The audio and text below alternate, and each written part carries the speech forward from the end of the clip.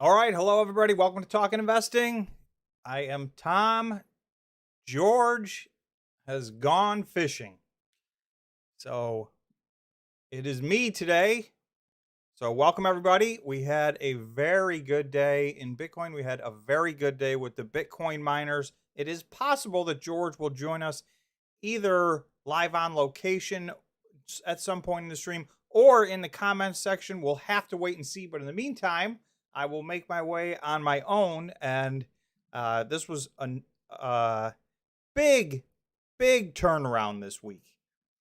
And it was interesting because I could really see people losing interest in a 5 or 6 day window in particular. It seemed like things were bottoming out. And then, bam, it never fails. We have back-to-back days. We'll take a look at today's board. There was one outlier today. Today would be a spectacular day for the Bitcoin miners if yesterday wasn't even better. And both days were fantastic for Bitcoin. I want to go through the Bitcoin chart, the 15-minute time frame, 1 day, 1 month, because some stuff happened. We had like just an absolute perfect test of resistance. So we're going to be seeing if we can get, yeah, thank you. I noticed somebody in the comment reminding me that if you guys could please, let's see, what have I done? Here we go. If you guys could please smash the like button, it helps the live stream in real time in a huge way. So I'm going solo today, no George, so I need all the help I can get. So let's get people here. We had an awesome day in Bitcoin. We had an awesome day in the Bitcoin miners. Let's drum some people up. And so do us a big favor and smash the like button. And of course, if you have not yet, if you're not a subscriber, if you're new here, or if you've been here and you just haven't subscribed yet, please feel free to subscribe. Of course, that is free and it does help the channel out a lot. And we are getting very close to 20,000 subscribers. So we're picking up a little momentum. And we've talked about this, especially with the members a lot, that over time, the momentum on this channel reflects a little bit of the momentum in Bitcoin, but more so in the Bitcoin miners. And I know most members are very deep in the Bitcoin miners, at least following them, if not invested in them. So we'll go through. Let's go through. Thank you. I see a bunch of people hitting the like button. Very much appreciated.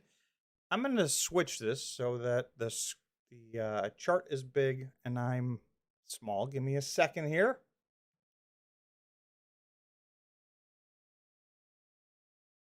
All right. So I don't know if you guys can see this, but I'm just going to kind of go down and show you what happened today. And then I did take a screenshot of yesterday. And I want to go through yesterday's Bitcoin miner action as well, because, there were some just unbelievable moves. And this is the deal with Bitcoin and the Bitcoin miners. I mean, first, let's just start out by looking, for those of you new to the channel or not familiar, this gold line is where Bitcoin was when the U.S. equity markets closed yesterday. So that was at the close of the equity markets on Thursday. This is where Bitcoin was. I'm just going to take a quick break and say thank you to Clive for the super chat. And Clive said, the market cap of CleanSpark is on the verge of matching that of Marathon. I think it's neck and neck with Riot. And it's funny because I think with the members, we did do, I think it was in our members live stream this Tuesday, we did do a poll. Can CleanSpark catch Riot number one in share price, which is less important. Share price is somewhat arbitrary. And number two, in market cap. And I will tell you, we'll take a look at both of those things because at certain points in the day, it was within pennies as far as the stock price goes. And the market cap has gotten, it's very, very close. And CleanSpark closed off of its highs on the day. Having said that, it was by far and away the big winner today. It finished up almost 33% on the day today. We're going to take a look. That follows an outstanding day yesterday, but that is because they had earnings. I got a bunch of stuff regarding their earnings. I want to go through some stuff on their balance sheet, their income statement, their cash flow statement. I also have some stuff in their investor presentation. And there is one kind of there's one thing in there that I haven't heard a lot of people talk about that I think is worth mentioning and digging into. So we'll definitely be talking a lot about CleanSpark. So for those of you interested, that's going to be high on the list. I am going to talk a little bit about Hut 8, although I know a lot of people are getting sick of hearing about Hut 8, but I do have some thoughts on Hut 8. They did a little, I don't even know what you call it. They did a little uh conference call or whatever you want to call it on Twitter or X with the new CEO. And I want to give you just some of my reactions and overall thoughts on what's going on at Hut 8. King Hazy, thank you very much for the super chat, sir. Much appreciated. I'm late. Did you mention that Hong Kong and other countries are trying to get their own Bitcoin ETFs? Bullish. No, I did not mention that. So thank you for mentioning that. Yeah, especially, I mean, Hong Kong is a big market, right? There's only a handful of big uh, uh, financial markets in the world. That is absolutely one of them. So that would be very bullish.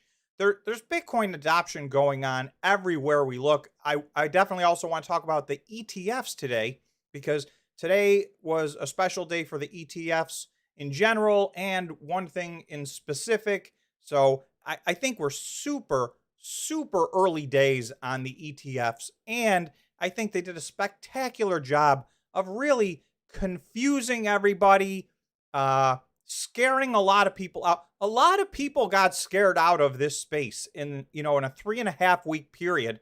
It's just incredible how they can change the narrative, and it's brutal on people.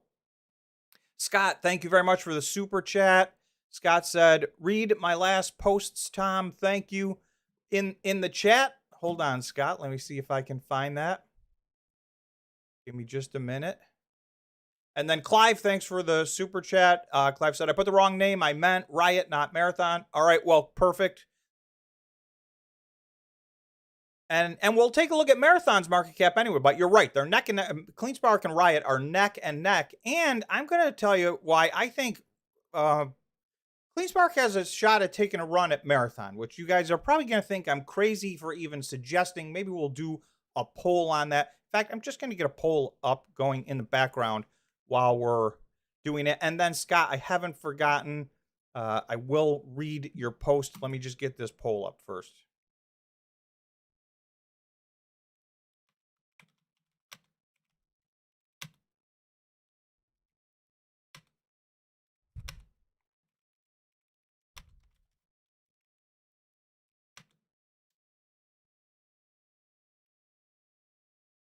Just 1 second.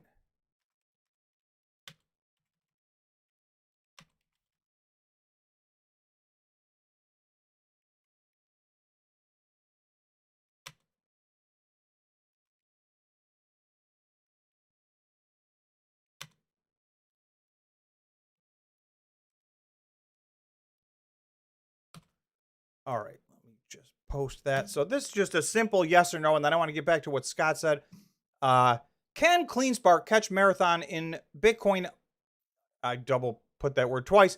In monthly production sometime in 2024, or even maybe, through to the middle of 2025 in this bull cycle, in this 4-year cycle. Can CleanSpark catch up to Marathon?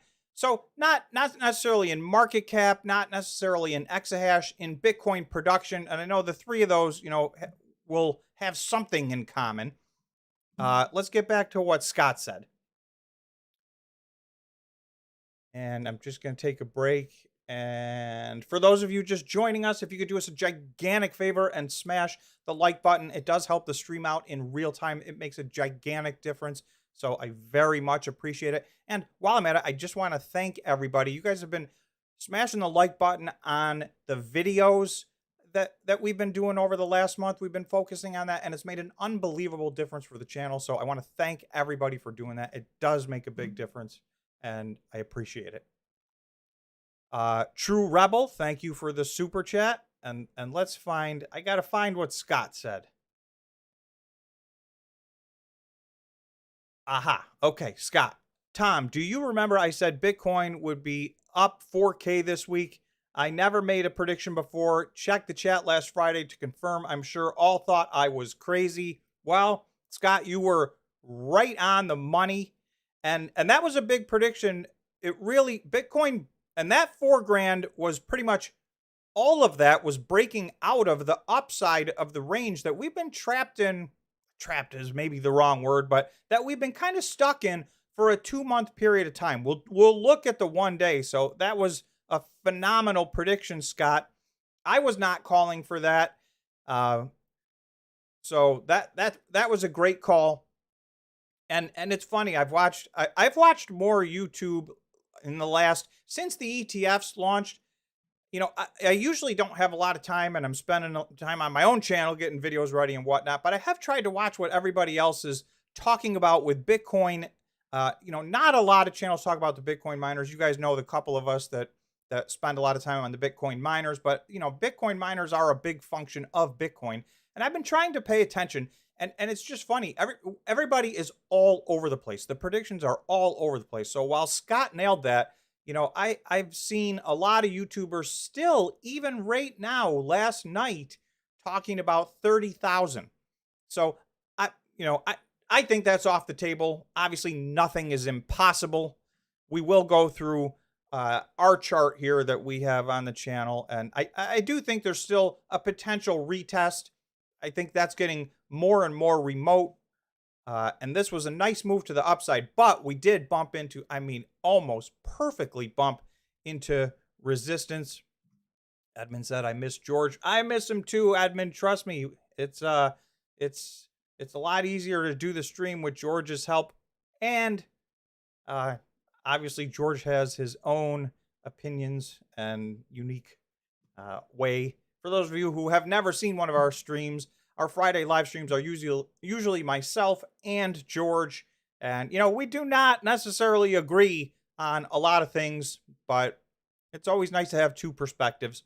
But you guys can provide some perspective in the chat as well. This poll is shockingly close. So if you have not voted, of course, it's free to vote in the poll. And currently our poll is, can Cleanspark catch Marathon in monthly Bitcoin production, you know, sometime in this bull market that we're all expecting to happen, sometime, you know, by the end of 2024, or even if it's into the middle of 2025. Those two companies, really, there's 3 companies that have growth plans that really exceed all the other Bitcoin miners. And I'll talk about not just those 3. And there's 3 or 4 past that have big growth plans. So, you know, there's other companies with big plans, some of which I think are going to be highly successful. But Cleanspark has put themselves into a conversation where, you know, here we are. This poll right now is 50% to 50%. So 50% of you think that Cleanspark can catch Marathon. And I will tell you, if we did this poll a year ago, the first thing people would think was, why would you even do that poll? It's ridiculous. So that's the kind of progress Cleanspark has made. And the thing is, like Marathon, in my opinion, Marathon's doing great. So it's not like it's Marathon that's falling down. It's just Cleanspark's just on fire. And, you know, their stock performance yesterday and today obviously reflected that. So let's just take a minute and go through. I just want to talk about some of the Bitcoin miners. First of all, the one in the last 2 days, yesterday and today, there's only been one Bitcoin miner that's been red. And BitDeer was down 4.36% today. I will say, earlier in the day, a bunch of the small cap Bitcoin miners were in the red, but they all rallied to get green. And, you know, a lot of big moves. So let's talk about some of the big moves. Iris Energy was up 16%. They had a huge day yesterday, and then they were up 16% on top of that today. We mentioned, obviously, Cleanspark, the big winner, up 32.86%. But Marathon was up 10.7%. Riot was up 11.5%.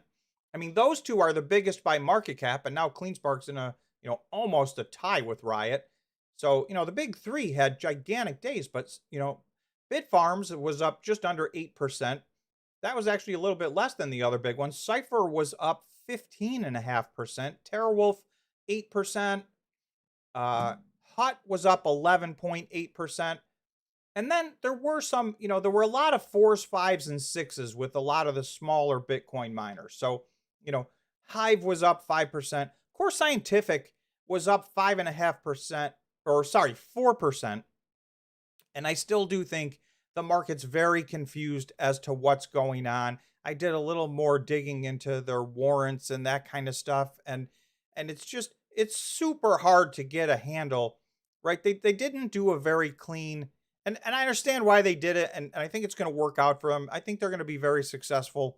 Uh, but the way that they came out of Chapter 11 was a little bit confusing with a couple of different warrants in addition to the stock. So the conversion was really confused people. And I think it is going to take a while to try to get an understanding of what the value of those warrants are. And so I think the market's going to continue to have, weird days for Core Scientific. So I'm not invested in that. I missed the giant run up. I stayed away from it when it was in Chapter 11, and it was the number one performing stock of all the Bitcoin miners last year. And it was probably one of the best performing stocks anywhere. It was up 1,800% in 2023, but, it bottomed out at 4 cents. So, there was almost nowhere to go either up or away. So, in any event, DigiHost 5%, Stronghold 5%, Mawson 2%. So there were some small moves. It's worth noting MicroStrategy has had two strong days in a row. MicroStrategy was the one company that I was worried, are the ETFs going to maybe steal money away from potential MicroStrategy investors? And so far the answer is no. So I know there's a lot of people talking about, they think that the ETFs are going to take money away from the Bitcoin miners. So I've been very vocal. I think that that's completely false. I think is there 1 or 2% of people that might make a move like that? I think it's a very, very, very small, and it's almost inconsequential versus the people. A lot of people that are going to run the Bitcoin miners up, they don't even know they're going to invest in them yet, because we're just not even to that part of this cycle. So I would argue that, we've got a lot more new investors coming in by far than we would ever have Bitcoin mining investors moving to the ETFs. In addition to that, a Bitcoin spot ETF is very different investment than a Bitcoin miner. So, those are two totally different levels of risk and volatility. And, for the people who are more, who are looking for that risk reward equation, they're not going to leave behind the Bitcoin miners for Bitcoin, especially at this point in the cycle. Now, there's a lot of people that think the Bitcoin miners are just garbage. I mean, I can tell you, my comment section is filled up with people, oh, this is dead money. For all the people that left a comment in my comment section in the last 3 weeks, and I'm sure it's none of you watching, and it was, this happens frequently. Oh, this is dead money. All the Bitcoin miners are going to zero. They're all going to be penny stocks. It's almost like that's when I know we're about to have one of these types of runs, because, the big money is smart. And they know when everybody's scared, and when the mass exodus begins, then, when retail's selling, who do you think's buying? That's, we talk about that all the time on this channel. So, that doesn't mean everybody has to hold every one of these stocks for all time. For instance, Cleanspark was up 32% today. And when we take a look at the last, week, if you choose to take some profits in that, obviously everybody needs to have their own investment strategy. So that, that's another big point we really try to harp on. Everybody has a different time frame. There's a lot of different ways to make money at this. So, for instance, George, who's usually with me, he's in and out a lot more. He went heavy into Cleanspark just a few days ago, and then he sold it today for a huge profit. So, that was a big win.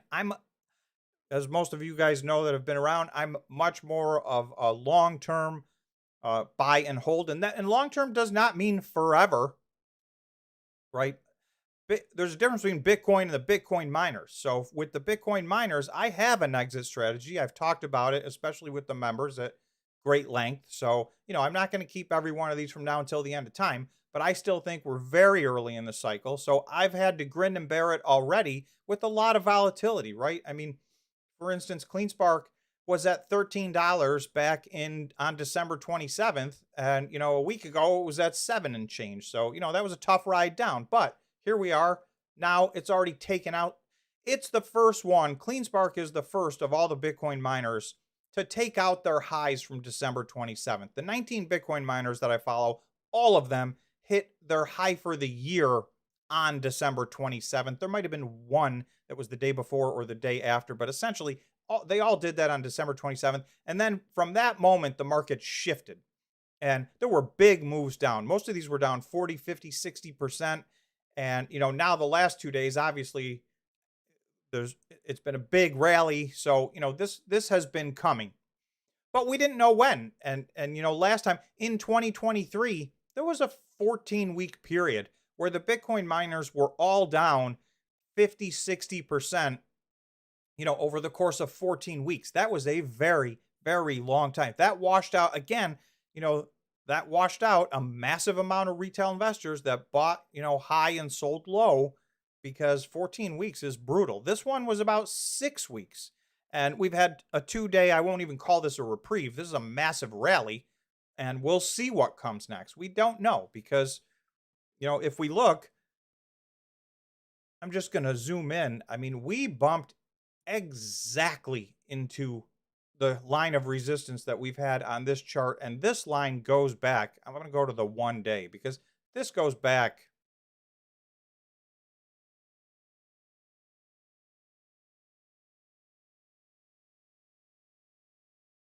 So this green line at 48,240, this goes back to March of 2022.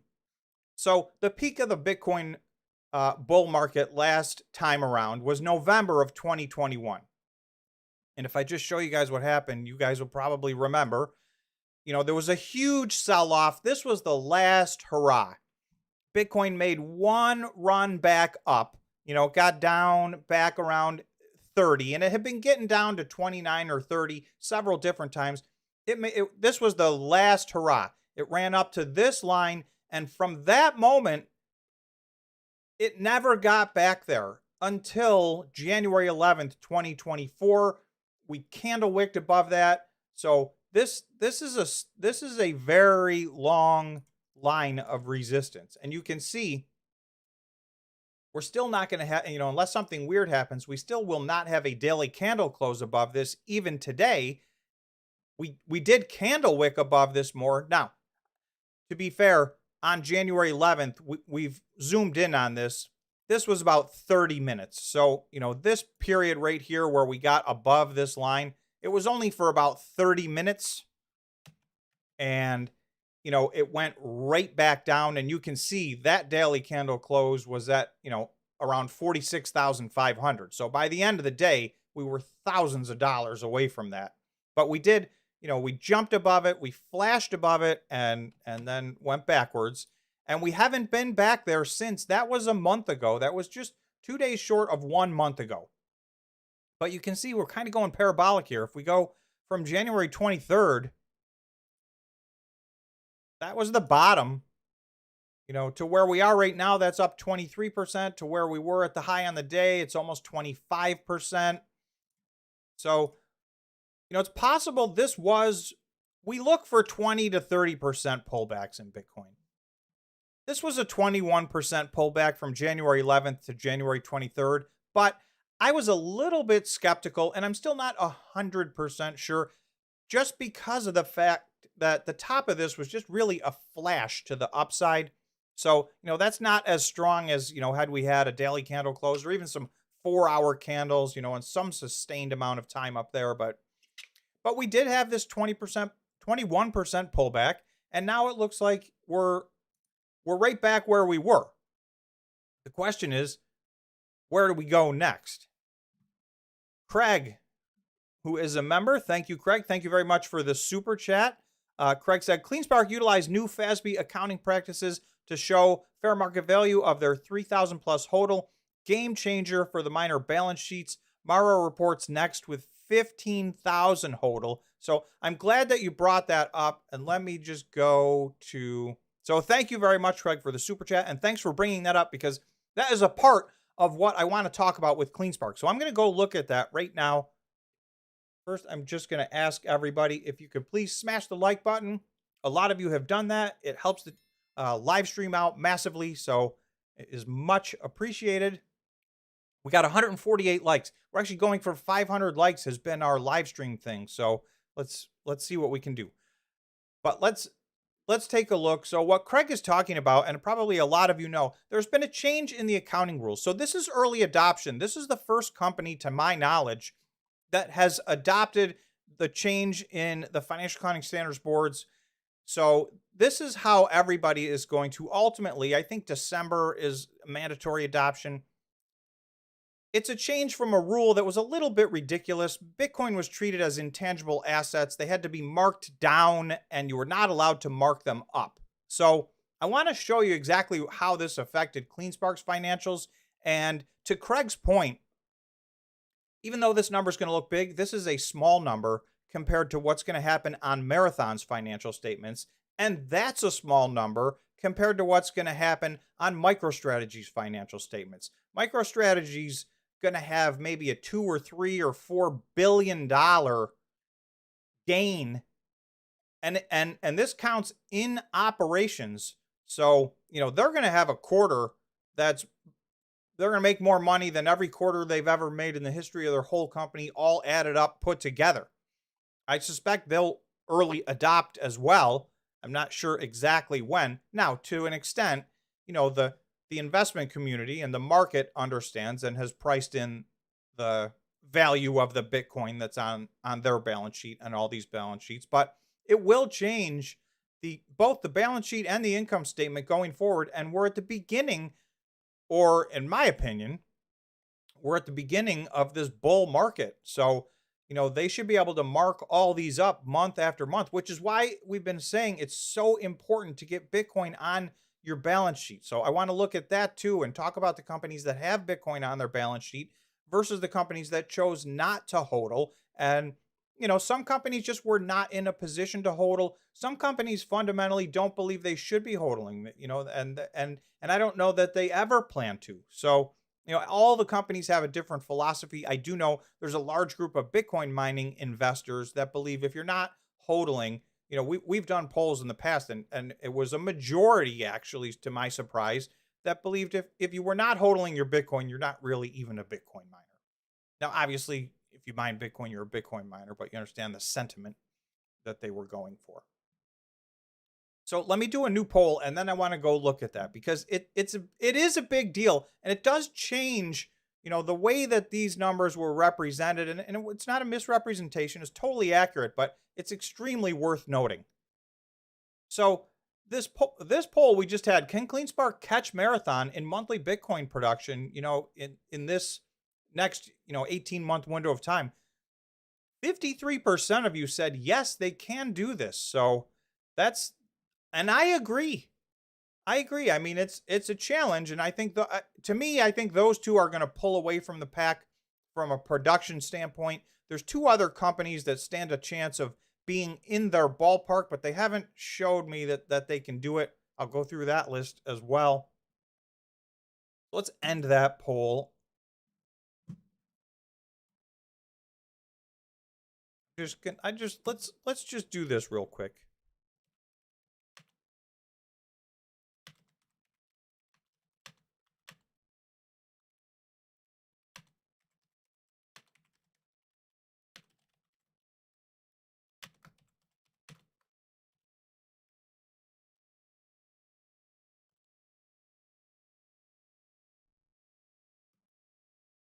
This is just another yes or no. And I'm interested to see, has sentiment changed since we've done this? Because it was well over a year ago that we asked this.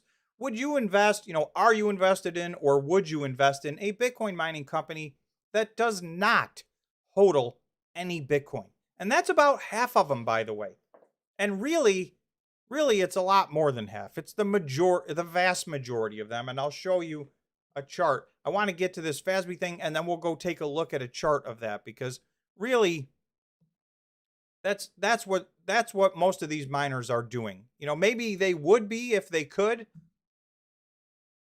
Okay, so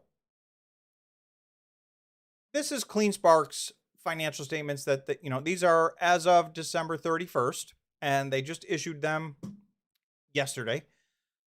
So footnote 2, recently issued accounting pronouncements.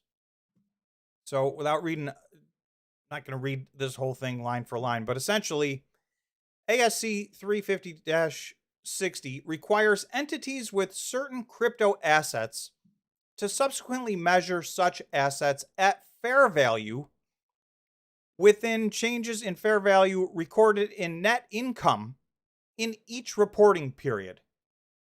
So the change in fair value is going to be reported in net income in each reporting period. In the past, there was no marking these Bitcoin up. So for a lot of these companies, and you know, I'll take Marathon as an example. CleanSpark to a lesser extent. CleanSpark had about 3,500 Bitcoin on their balance sheet, and 3,000 of those they've hodled in the last like 5 or 6 months. So there has been a bunch of move to the upside, but you know, the majority of those weren't from, you know, the crypto winter. Now with Marathon, I would say 2/3 of their stack went through the crypto winter. So that means that maybe 10,000 of their Bitcoin is on their balance sheet for $15,500. That was the bottom, and that's what they needed to mark those down to. And the old rule, the existing rule prior to this that you're looking at, was you had to mark those down and you could not mark them back up.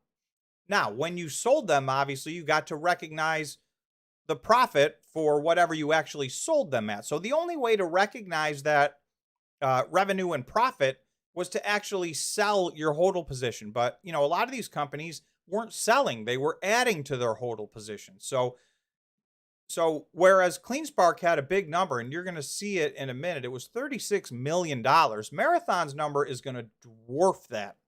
It will be significantly more than that. So let's just take a look at their income statement, and you'll see. So total revenue was $73.7 million. This was a spectacular. I'm not taking it any way from CleanSpark. I also want to let everybody know we have a membership. It's only $5. If you're interested, you're welcome to join. There's a bunch of members only content. We have a lot of videos built up. A lot of them are deep dives on some of the smaller Bitcoin miners, but we do a live stream for the members only every Tuesday after the market closes. And in this last Tuesday, I did let everybody know on the live stream, we talked about the fact CleanSpark is my #1 rated company for the year 2024. So each year I rank the Bitcoin miners, and CleanSpark's that's my #1 company. And I feel, you know, justified in that with these results that they put out. Obviously, that was before these results. Now we get monthly operational updates, and we really, you know, get to a decent look at these companies on a more regular time frame between the monthly operational updates and the other press releases we get. But until these financial statements come out, you know, sometimes there are surprises in here. But this was pretty much as expected, in my opinion, and, you know, very good results. So $73.7 million in revenue. That was the most in any quarter in the history of their company. So that was a record. You'll see cost of revenue was 28.8. So this left them, I think, with, we'll go look. I think it was a 61% gross profit margin. You know, this excludes depreciation and non-cash items. And then you'll see professional fees was a little bit. Payroll, it's worth noting, $15 million in payroll. 10 million of that, I believe, was non-cash compensation. So they do reward their executives as well as their employees with stock, which results in stock dilution. But they disclosed all of that. They're somewhere just under 200 million shares of stock right now. I think they're, you know, for what they're accomplishing, I think they've done a good job. One of the things we talk about a lot on this channel is, you know, if you don't like stock dilution,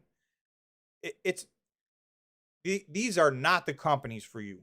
All of the Bitcoin mining companies that are going to grow and have success, they're going to do a lot of stock dilution. And it's not a guess or a mystery. for the most part, they've all already told us. They have at the market shelf offerings, most of them, and they've told us their growth plans, and so we know what's coming. So, that's something that as an investor, you guys should be doing your own due diligence. And, yourself, if you hate dilution, and I did have somebody leave me a very detailed comment that said, I just will not, it must have been a member because it was on a members only video. And I just did a members only video for Iris Energy. So I see a lot of members on the stream. If you haven't checked that out, I think it's worth checking out. There's an awful lot going on with Iris Energy, but they basically said, I just can't do it. I can't invest in these companies that are having massive stock dilution. And, that's a personal opinion for everybody. So it's just important to know if that's how you feel, double check your Bitcoin miner, because in all likelihood, they got some pretty big dilution plans ahead. Now, as their market caps grow, this will be smaller and smaller as a percentage of their company, and they will be less and less meaningful. But, for some of these earlier stage companies that, this is their first bull market, several of these companies, this is really going to be their first bull market. They were not even mining Bitcoin in the last bull market. So, they're still fairly new. So you'll see this is the number right here.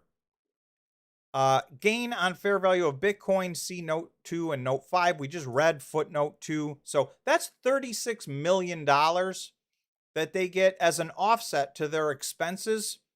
So when you look at their operating income of $28.5 million, and then, after taxes, it's just under $26 million. So in their press release, they, technically their net income from continuing operations was $26 million. But it is worth noting they got a $36 million one-time adjustment for all of their Bitcoin. Now, when I say one time, this is going to happen every single quarter, but this is the only time where you get to catch up for all of the Bitcoin, from all time. So from now on, this will only represent the change in the price of Bitcoin from the previous reporting period to the current. So, on a quarterly basis, they'll mark these either up or down to whatever Bitcoin is at. Now, hopefully, in my opinion, for the next, 4 quarters, I have Bitcoin going up. So, I'm bullish on Bitcoin, not financial advice, of course. And I want to take a poll on that next, where people think Bitcoin's going. But, I'm very bullish on Bitcoin. I've said openly, I think that Bitcoin will hit its all-time high in 2024. So that was 69,000. That was on, I think, November 8th or November 9th of 2021. So I think we will take that out in 2024. And, I think we will have our peak of this bull market in 2025. And then projecting beyond that, I think it's very interesting because we're starting to see, in fact, these last couple of days, and that doesn't mean, I don't want to give anybody the impression that I think it's straight to the moon from here, because Bitcoin is very volatile. We're still going to see ups and downs. A 20% pullback in Bitcoin is nothing. In the last bull market, I think we had 3 or 4 30+% pullbacks. We had at least 1 or 2 50% pullbacks in the middle of the bull market. So that's how volatile. Now, I do think the volatility will pull back a little. I think those 30-something% pullbacks, you can see this year turned into 20-something% pullbacks. And maybe, even if there is a crypto winter, maybe it's not quite as severe as the last one is. And a lot of this has to do with so many different forms of adoption. But obviously, the passing of these ETFs, they really confused people because of the Grayscale trust. And I want to show you a couple of charts on that. Because of the Grayscale trust, the first 3 or 4 weeks of these ETFs was not the blowout event that it could have been, in a ordinary situation. But because there was this trust out there, which was one of the ones that got converted to an ETF, they had approximately 620,000 Bitcoin in that trust.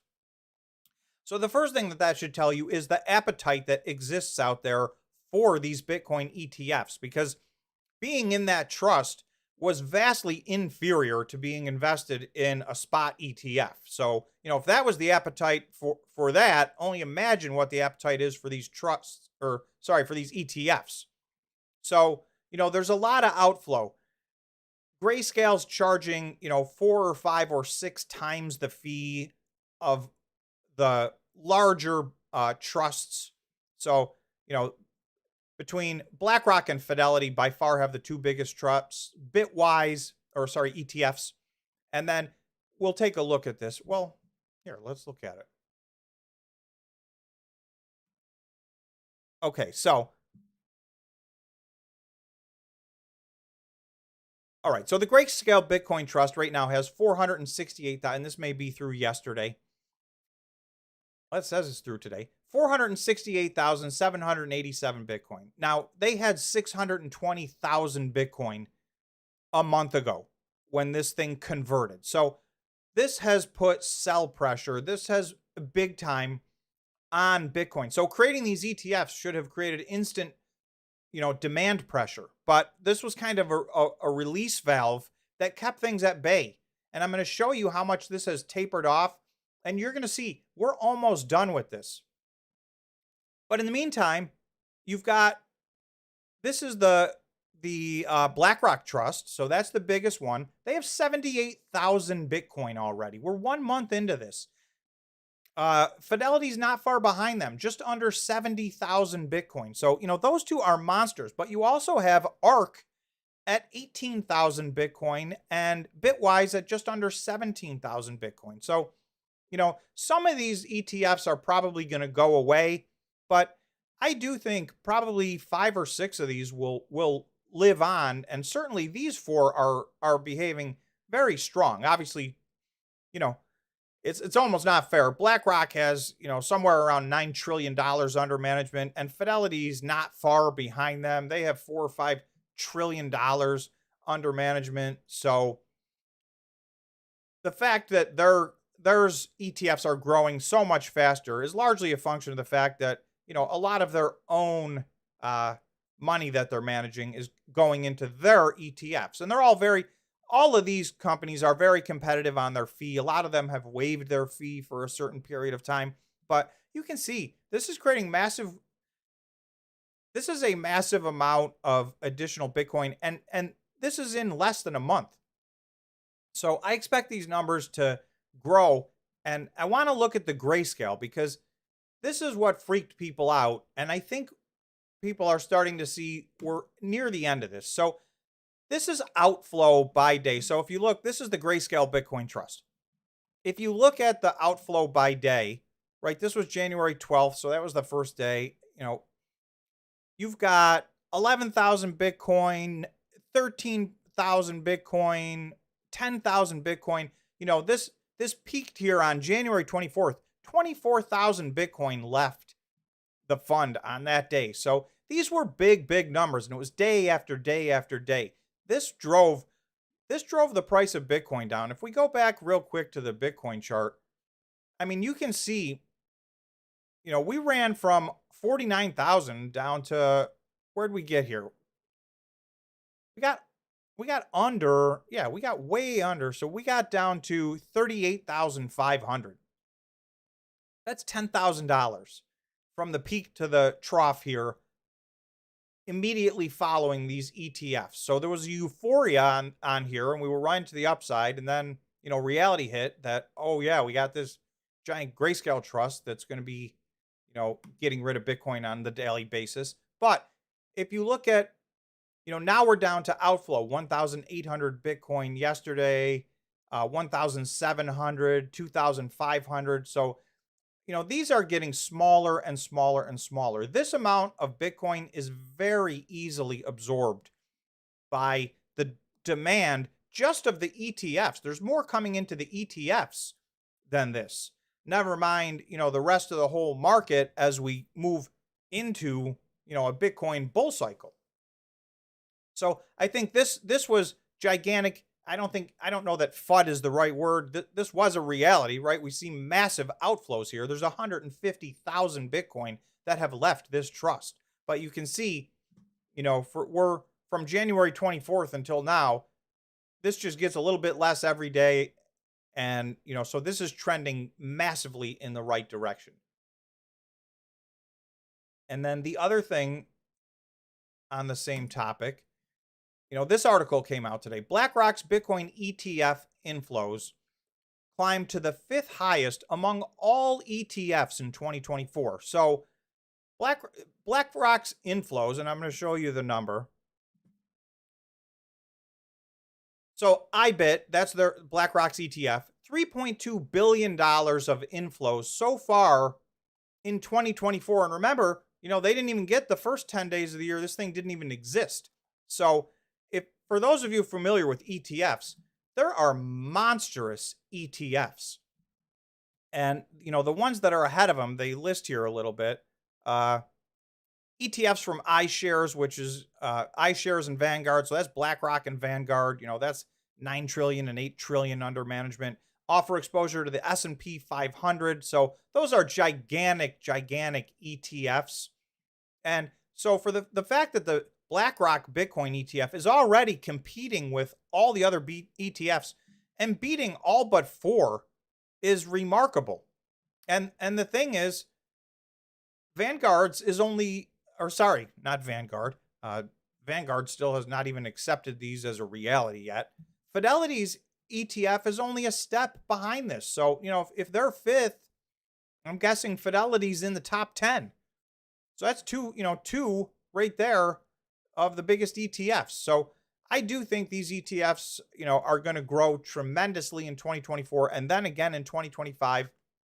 And the thing is, the more these grow, and I know a lot of people have mixed feelings about these ETFs. And I understand that, it's not in some Bitcoin purists. And, if you're a DeFi type person, there's a little bit of a conflict here. But the fact is, as these ETFs grow, all this, that $3.2 billion of inflow, that's not coming back onto the market. These ETFs aren't going to get smaller. They're going to grow. So these are just going to be gigantic wallets that grow and grow and grow. And they're going to add to the already massive list of wallets that, hasn't had any outflow in a year or 2 years or 5 years. So that's what all these are going to do over the next several years. Who knows when the peak of these are, but it's certainly not, any time in the next several years, in my opinion. And I'm not talking about every single one, the particularly the 4 giant ones that we mentioned, the inflows have only just begun. I would expect these ETFs, all the gold ETFs, and I don't remember, there's only a couple of them. I think they're at about $100 billion in total. And I think the Bitcoin ETFs will pass that just in 1 year. In its first year, I think these will pass the gold ETFs and then continue to grow from there. So there's a lot of buying pressure, in my opinion.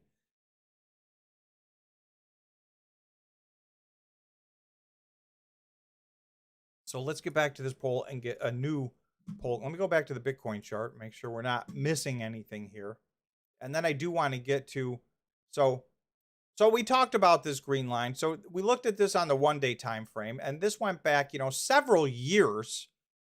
And, if we look at the 15-minute time frame, this is one 15-minute candle. This got to $48,230. So that is within $10 of this line back from March of 2022. So, that's 2 years, just short of 2 years ago. So, obviously there was a lot of sell orders in at that number, and that's why these types of things happen. These tests and retests, there's so much trading going on with the algorithms that you oftentimes see, things hit their mark like this. Now, the question is, over the weekend or over the next week, can we consolidate here and maybe get above this line? If we can get above this line, there's a lot of room to run, in my opinion. So, on the flip side, while I said I saw some people talking about 30,000 Bitcoin 30,000, I've seen several people talk 51,000, 55,000. And if you look at the 1 day, we go to the 1 week, because I think that's really the only way to look at this. So ignoring all of my lines, let's just erase those. You can see this goes back to March of 2022. From here, I mean, look, there's not much resistance. There's a little bit here at the $52,000 range. So, breaking out of 48 could easily mean a run up to 52 and, potentially beyond. Now, again, I always caution everybody, nothing goes in a straight line.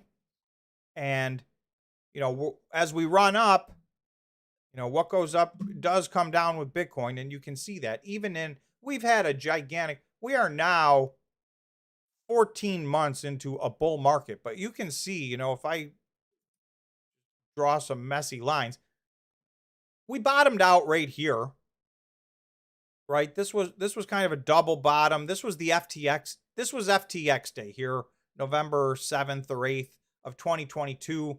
Almost a year to the day, actually, from Bitcoin's all-time high. We had FTX fail. So that was a big, gigantic reversal. But from this double bottom in November and December, it's been a gigantic bull market. I mean, from this line up to where we are right now, Bitcoin's up over 200% from its lows in November and December of 2022. So, that's about 14-month period. But even inside of that, we had this pull. Oh, that.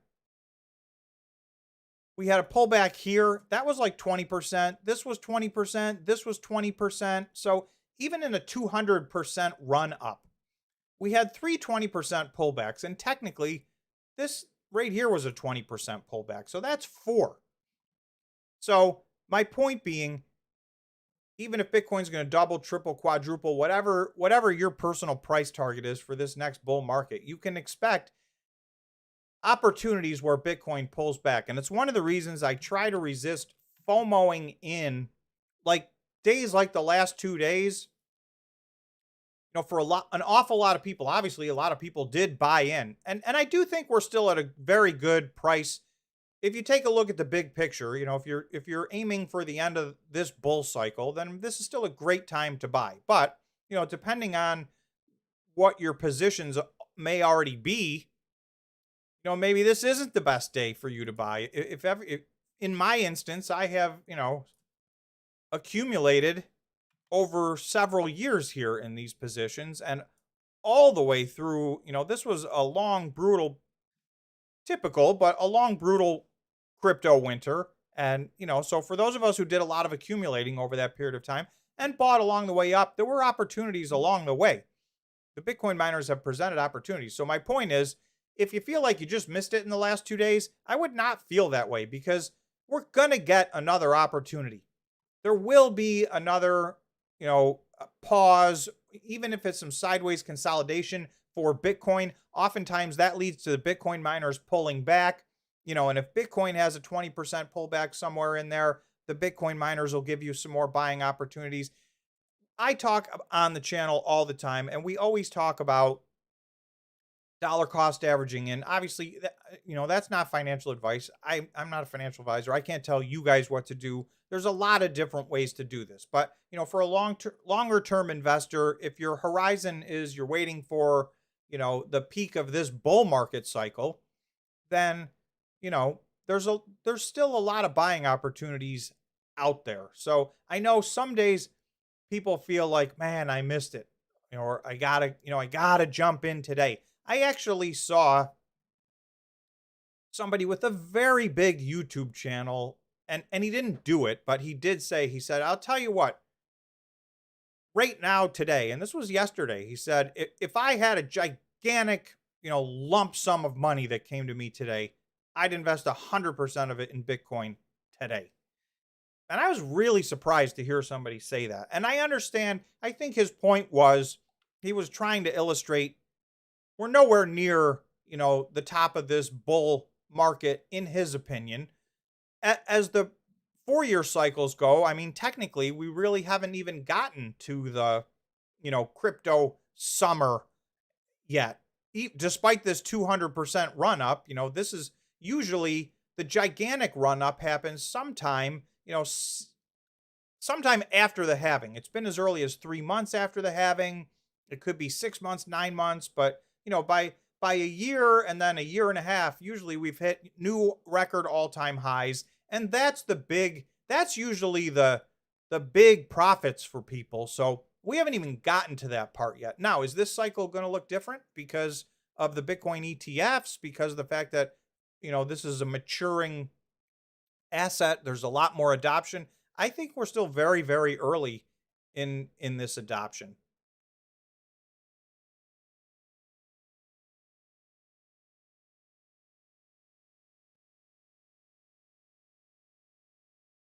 So for CleanSpark, if I can switch gears, I just want to go through a couple of the things that happened and talk about CleanSpark's earnings and why this massive move happened today, the upside. For those of you who just joined, if you don't know, CleanSpark was up 32% today. Before I get to that, let me do a couple of things. Would you invest in a Bitcoin mining company that does not hodl? So sentiment is still kind of in the same place it was the last time we asked this, which was well over a year ago. And 56% of you say no. If the Bitcoin miner is not hodling, you do not want to invest in them. 44% said yes. So we had a lot of participation. Thanks for participating. And I find that very interesting because I'm going to show you. Let's take a look at what this means. Clive said, seized the opportunity during the recent pullback and purchased 50 call options. CleanSpark, $5, expiring January 2026. Wow. Congratulations, Clive. Those had to go ballistic over the last 2 days. I mean, an option, even one out that, that's a leap option, even one out that far. If the stock was up 30-something% today, I can only imagine what happened to the leap options. And I want to show you guys yesterday because, this was a gigantic green board today, but this was yesterday. Every single Bitcoin miner was green yesterday, and not a little bit. Marathon, the largest Bitcoin miner by market cap, by production, etc. Marathon was up 23% yesterday. Riot was up 15%. CleanSpark, which was up 32% today, was up just under 13% yesterday. So this is on top, stacked on top of that day. Bitfarms 10%, Cypher 15%, TerraWolf 18%, BitDeer 16%, Iris Energy up almost 24%. Even Hut and Hive were up 10%. So, and then some of the small ones, Argo Blockchain 20%, Stronghold 15%, Greenidge was up 30%. I will tell you that absolutely mystifies me. There are no options on Greenidge. If there were, I would have bought puts all day long. Not financial advice, and you couldn't buy them even if you wanted to because they don't exist. But that move is a mystery to me. Maybe somebody knows something I don't know about Greenidge, but they are still down 99% from their highs of the previous bull market, even with this move right here. So I guess if you're optimistic, you could say that's a lot of room to the upside. JL said, I took profits on Hive today. Yeah. And thanks, JL, for being a member. And thanks to all the members. I know I didn't call everybody out by name today, but I do see a lot of members. Very much appreciated. For those of you interested, you can hit the join button on YouTube. It's right next to the subscribe button. Our membership is only $5. We've got, 7 or 8 Bitcoin miner deep dives in there, and we've got a bunch of content for members only. And we do have a members only live stream every Tuesday after the market closes. So, if you're interested in that, if you're a Bitcoin mining investor and that's of interest to you, we try to do that at the most affordable rate humanly possible. So anyway, JL brings up a good point. He took profits on Hive. And with runs like this, I don't blame anybody, right? If that's your strategy, then by all means, right? Taking profits on gigantic up days can make sense depending on what your plan is. I will tell you guys, and a lot of you will think that I'm crazy. I did not take profits, but I've told everybody what my plan is. And so I'm going to grin and bear it. And I know, there's going to be some of you that swing trade these. Some people even day trade these, and you can make an awful lot of money that way. So for me, I spent so many, several years building these positions. So I'm waiting, but there's a lot of different ways to do this. And for those of you taking profits, the first thing I would say is congratulations, because that's real money. When you take profits, that's when you get to keep money, right? When you're holding a stock and it goes down, that's a paper loss. You haven't lost anything unless you sell. Now, sometimes it's time to sell. I've sold things at a loss. We all have, I'm sure. If you've done any investing at all, you've sold some things at a loss. Sometimes, if circumstances change and there's reason to make a move, then, sometimes you win some, you lose some. In this game, you try to mitigate your losses. Hopefully you get out with a mitigated loss, and on your wins, they're much bigger than your losses. So, I think that's in general how we all look at investing. Anyway, so my point is, to JL's point, to take profits. I mean, if you look at this day, from top to bottom, these are almost every single Bitcoin miner was up double digits yesterday, and only to have the same thing happen again today. I mean, this is a massive, massive move up. And I just want to look at a chart real quick, because let's see if I can find it. Not this one. Okay, so this is the Bitcoin miners. This was as of last Friday. So we're now 1 week later. So you can see year to date, which is only a month in, things were not going well this year. All the 19 Bitcoin miners that I follow were in the red. I mean, some of them pretty big time in the red. And I'm going to show you one more chart, because if you go back just 2 trading days before this, remember I said all the Bitcoin miners peaked on December 27th. So if I go back to that day, look at these moves to the downside. So this was a 5.5 week period through last Friday. You've got 4 Bitcoin miners, Greenidge, Hut, Stronghold, Iris Energy, down 59 or 60% in 5.5 weeks. But that's not all. I mean, you've got a bunch here pushing 50%.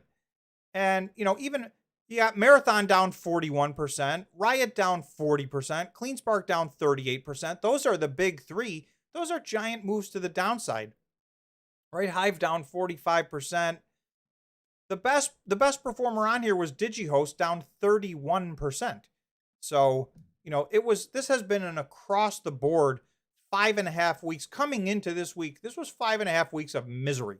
And that's why I say a lot of people got flushed out of the Bitcoin miners in particular. While Bitcoin was going sideways, you'll see in gold at the top of this list is Bitcoin. Bitcoin, although it moved up and down quite a bit, in the 5.5 weeks, it was down 1%. So we traded between 41 and 44,000 very consistently. We popped up for 4 days. We popped up above that. A week later, for 4 days, we popped below that. Every single other day for 2 full months was from 41 to 44,000. So very, very sideways, while the Bitcoin miners got wrecked. So I had talked several times about this, and I showed the chart on a lot of the videos and my weekend updates. Last year, this same thing happened, except last year it lasted 14 weeks. But the chart looked just like this. Everything was down 40, 50, 60%. And that lasted for 14 weeks, and it flushed a lot of people out. But I want to show you one more chart, because with that 14 weeks of trading in the middle of last year, and it was August and September and a little bit into October, even with that massive, period of downturn, if you look at the year 2023, this is what the Bitcoin miners did in 2023. So you'll notice every single Bitcoin miner was green last year. There were a few, the underperformers. The worst one was Stronghold at 52%. But really, I mean, if you look at some of these big ones, Marathon's the largest. They were up 587% last year. I mean, that's a monster move. Cleanspark, 441%. Riot, 356%. I mean, those are the big 3. Bitfarms was up 561%. And it's funny, because I will tell you, of all the Bitcoin miners, I think the most frustrated investors, for whatever reason, it's just the way the price action played out.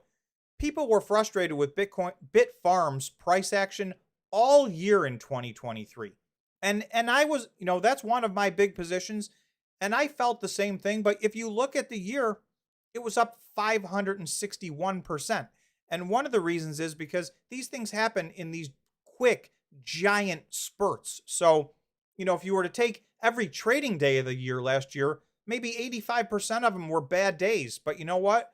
If you just stayed in for all of them, you were up 561%. So those few big days, like the last 2 days, they make the year. And then here, as I mentioned earlier, Core Scientific, which was in chapter 11, so it's a little bit of a different story, it was up 1,800%. So if you went all in as soon as this went chapter 11, you caught pretty close to a 20x.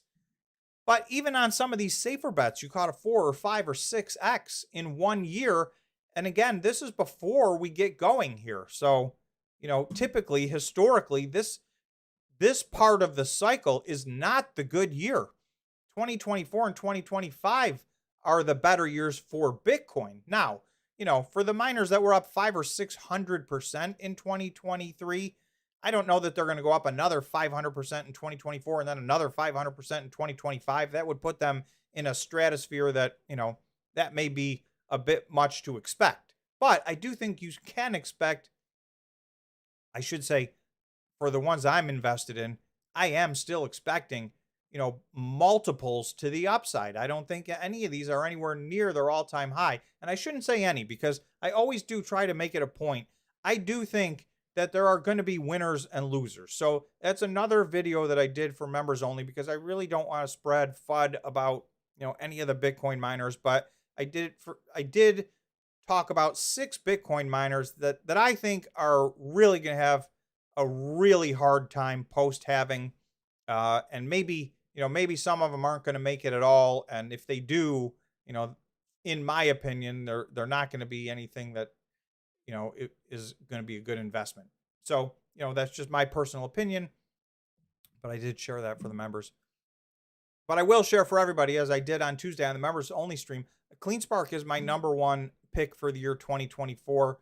It just so happens they reported here, and, they've gone ballistic, and we'll see if they can hold these gains. But I want to go to the CleanSpark chart and take a look at a couple of charts, because you're going to see, we've just looked at a lot of these, and you'll see, we just looked at the fact that most of these things in the last 5.5 weeks, have gotten beaten up pretty badly.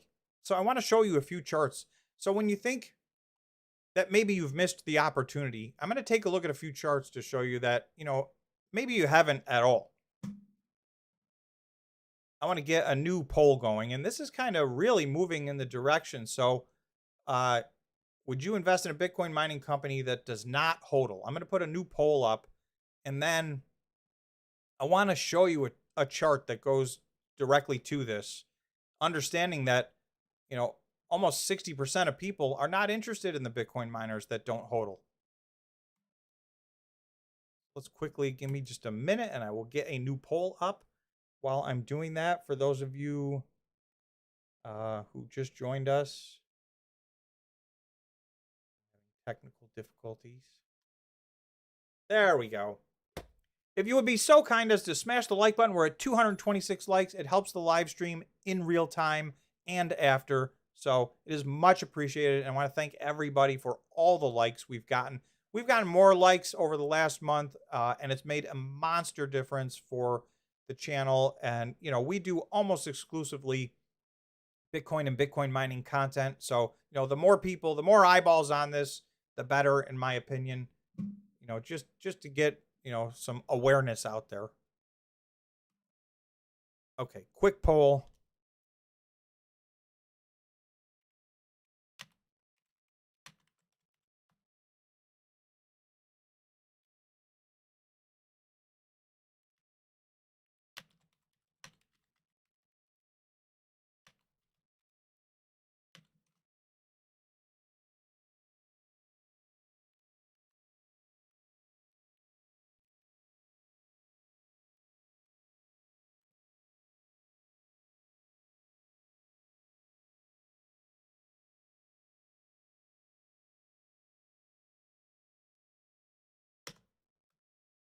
Just a second. Pardon my typing.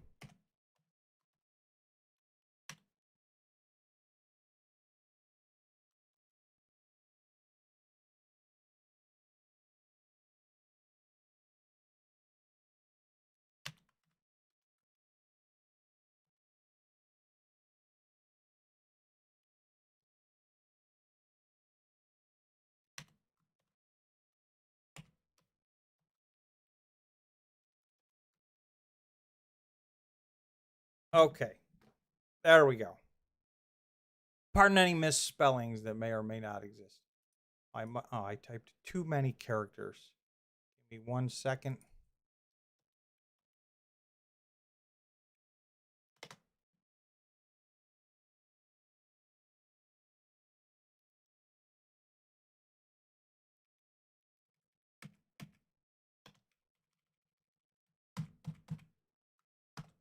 Put me through the ringer on this one. All right, here we go. Okay, so Bitcoin's next move. What do you guys think is going to happen next? Are we going to move back into our trading range? So I'm going to go to the 1-day time frame when we look at this. And this is with these two lines, this was 2 full months. Hold on, do I have this right here? Yeah. Except I got this.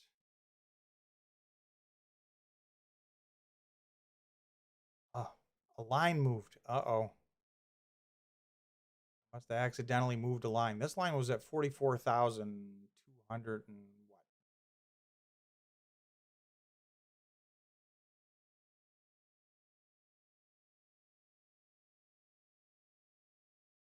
All right, so I'm going to have to fix that and check that later. But somewhere in this box, we traded sideways for, 2 full months inside of this range.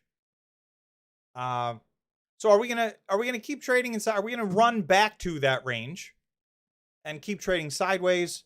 Is our next move up, 51 to 55K? So, in my mind, if we break out of 48, do we make a run to 51 and maybe even beyond that? Or do we go all the way beyond that to a new all-time high? Or do we have to go retest? So let me go to the 1-day. And, we've had, for me, what we've been talking about on this channel is I think there was a pretty solid line of support here at just under 38,000. This represented a line of resistance for the last 2 weeks of November.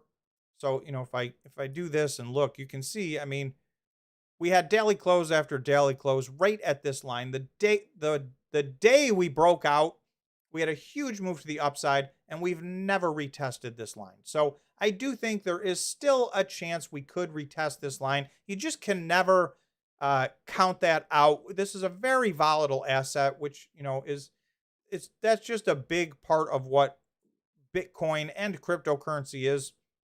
So I leave that on the table. I don't think we're going back there, but I never say never. And I will tell you, for me, I do think we're going to break out. I think we're going to break out of this 48. Obviously, we've run right up to it, right? If we look, we've run right up to this thing and tested it almost perfectly. So the question is, sometime, and it would be nice if it was sometime over the weekend. It looks like today's daily candle. What I'm looking for is one daily candle to close above this, and then a second one in a row to confirm that we've broken out of this. This is a 2-year line of resistance. And we really haven't, we just got back to it basically right now. If I go back to the 1-day, get rid of this. Let's see if I go back enough if that line fixes itself. Nope.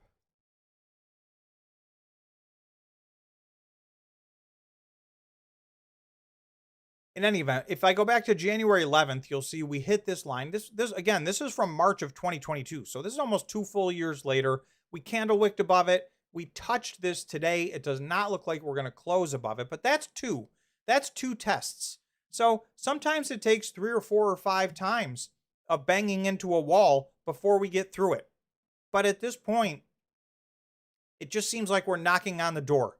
Now, the other piece of this puzzle is, if I look at the daily RSI, we did get over 70 today. So I think this was also, just because of the timing. This was on the members only stream.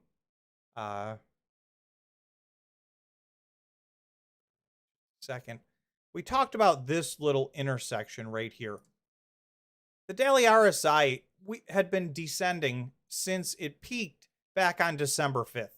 So we were hitting a series of lower highs. So that was a line of resistance we kept bumping into. And to me, so I thought we needed to break out of that. And then this was the previous kind of lower high right here at around 55. So there were a couple of days in a row where in the middle of the day, we were taking these lines out. And then by the end of the day, it pulled back and we were closing below. So I just felt like if we could close above that, it would be, off to the races. And sure enough, I mean, this is only a couple of days ago and it has been off to the races. But now we're over 70. So we're at 70, just under 72 on the daily RSI. But you can see, unlike a lot of more traditional stocks, for those of you familiar with the RSI, there's no mystery here. This is the relative strength index. The higher this gets, the more overbought something is. And the lower this gets, the more oversold it is. And 30 and 70 are what most people typically use. I think for cryptocurrencies, 80 is a better number. And frequently, you can get up to 90 with Bitcoin. And with other cryptocurrencies, even higher than that. These are very volatile assets.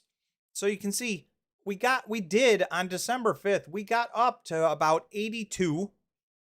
So, we're at 72. So there is still some room to the upside. And back in October, we got closer to just about 88. So there is still more room, right? I mean, there's still room for this to keep running. It does ultimately, and again, no one indicator is all things. So, there's a million things you can look at. This is just one of them. I like this. It tends to be reliable. Sometimes it can end up being a lagging indicator and you can miss a move, which we talked about on Tuesday. So, if things jump quickly when they break out of a range, by the time you wait for it, maybe you missed it. So that's why, you got to look at a lot of things. But there is more room to the upside. And in a bull market like we're in right now, this does not necessarily have to reset all the way down to 30 or points below. You can see like this reset at 50 right here, this reset at 50. So when we're in a bull market, when the RSI is over 50, it can run and find support there. So even if we run up above this, let's say we close a few daily candles above this, but this takes us up here, and peaks. Even if we have a pullback, we could find support here and stay inside of a range, maybe stay inside of a range above this and then make the next move up. So again, this is just one indicator. So there's a million ways to look at this. And if you're interested in technical analysis, I mean, there's a lot of channels that do a lot deeper analysis than this. And, I look at several other things myself, but by and large, for the most part, technical analysis aside, I'm dollar cost averaging into most of my investments anyway. So, but I do like to, I like to opportunistically dollar cost average. So, I mean, for those of you familiar with the concept of dollar cost averaging, technically true dollar cost averaging is, I'm going to put $100 in every Tuesday, boom, boom, boom. So for me, I guess I average into these, but opportunistically on dips and that kind of stuff. But I am continuously adding to my positions, I guess would be my point. Crypto Otis, welcome to the Talkin' Investing Squad. Thank you for joining. Like I said, there is a bunch. You should have immediate access to a big library of videos that I've done for members only. And there's, I think now 7. Over the last couple of months, we've done 7 deep dives on some of the Bitcoin miners that don't have as much interest in for the overall market. So, I've done those for members only. So you can check those out. There's, a bunch of content past that. And of course, please join us Tuesday after the market closes. We do a members only live stream. So you're welcome to join us. We hope to see you there. And there is a members only Discord where we have a conversation going continuously. So thank you for joining. Much appreciated. If you have not voted in this poll, right now we're asking, what's Bitcoin's next move? Right, Bitcoin traded kind of in a range from 41 to 44,000 for a couple of months. We've broken out of that range. We basically just had a breakout here over the last, I mean, this is 3 big green candles in a row. So you can see, I mean, just 3 days ago, we were as low as 43,000. And today we did get up over 48,000 for, a brief period of time. We're down to 47,300, but that's still a huge move up. This is a nice breakout from the range we were in, but we have not yet broken out from where we tested, just about a month ago. And for those of you who are just joining us, this green line goes back almost 2 years ago. This was the last Bitcoin rally in the last bull market. This was March 28th of 2022. Bitcoin ran from about 30,000 back up to 48,000, and that was it. It went down from there, and it didn't stop going down basically until it got to, first it got to about 17,500. That seemed like it was going to be the bottom, and then FTX happened, and it got down to 15,500. So it spent about a month there, and we just looked at the 1 day. We're up 200% from December, early December of 2022. So call it 14 months, if you will. But that's a nice 200% move to the upside for Bitcoin. And, if you ask most people, this is not, the big part of the bull market yet. So if I go, I have this chart up here somewhere. So this is a chart of all the previous, this is Bitcoin on the 1 month. So each one of these green lines are the previous halvings. Now, of course, these were not on the first day of the month, but on the monthly chart, that's where they show up. But in May of 2020 was the last halving, and then, July of 2016 and November of 2012. So you can kind of see I've got a circle, a yellow circle where we are right now. So this here is, we were at this point in the last cycle. So you can see, and not that this cycle is going to be identical to the last cycle, but from where we were until the peak, it was a 600% run up from this point in the previous cycle to the peak. I will say, I think almost nobody thinks we're going to get a 600% run up from where we are right now. But that's what happened last time.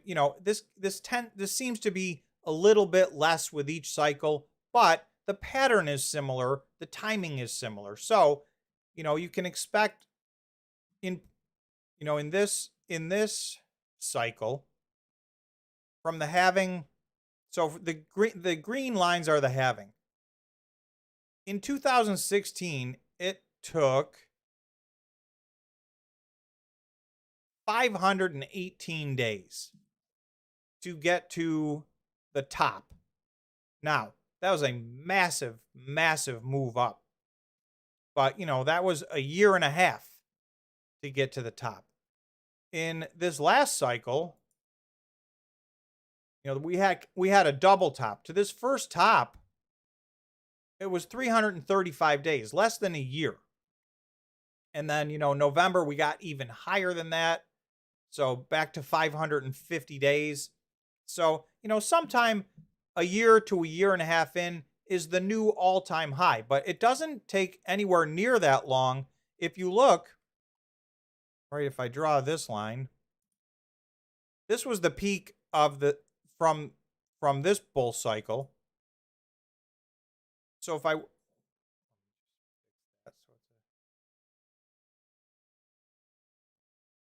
prominent line.